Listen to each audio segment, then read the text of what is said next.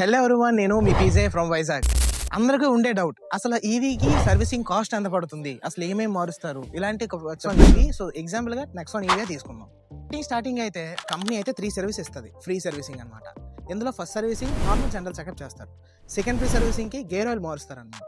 అదే third free servicing కి AC filter మారుస్తారు. ఇది కాకుండా ఎవ్రీ 15,000 కి ఒక ఏసీ ఫిల్టర్ మాత్రం మారుస్తారు.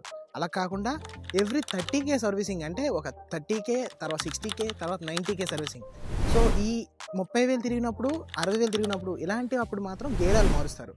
అదే కాకుండా కూలెంట్ అయితే ఎవ్రీ 60,000 కిలోమీటర్లకు మారుస్తారు అనమాట. సో పెట్రోల్ వెహికల్తో పోల్చుకున్నట్లయితే సర్వీస్ కాస్ట్ చాలా తక్కువ ఉంటుంది. ఎందుకన్నట్లయితే పెట్రోల్ వెహికల్స్కి ఎవ్రీ సర్వీసింగ్కి engine oil filter, AC filter, air filter ఇలాంటివన్నీ మార్చుకోవాల్సి వస్తుంది. సో దీనికి వచ్చేటప్పుడు మాత్రం ఎవ్రీ 15K, అంటే ఎవ్రీ 15,000 సర్వీసింగ్కి మహా అయితే మీరు ఏసీ ఫిల్టర్ లేదా గేర్ ఆయిల్ మార్చుకుంటూ ఉంటారు. అంతేగాని సో మహా అయితే ప్రతి 60,000 కిలోమీటర్లకి మీరు కూలెంట్ మార్చుకుంటూ ఉంటారు అన్నమాట. సో సర్వీస్ కాస్ట్ పరంగా అన్నట్లయితే పెట్రోల్ డీజిల్ వెహికల్ కన్నా ఈవీ వెహికల్ అనేది చాలా బెస్ట్గా ఉంటుంది. ఇన్ఫర్మేషన్ మీకు నచ్చినట్లయితే కామెంట్ చేయండి. మరింత ఇన్ఫర్మేషన్ కోసం సబ్స్క్రైబ్ చేసుకోండి.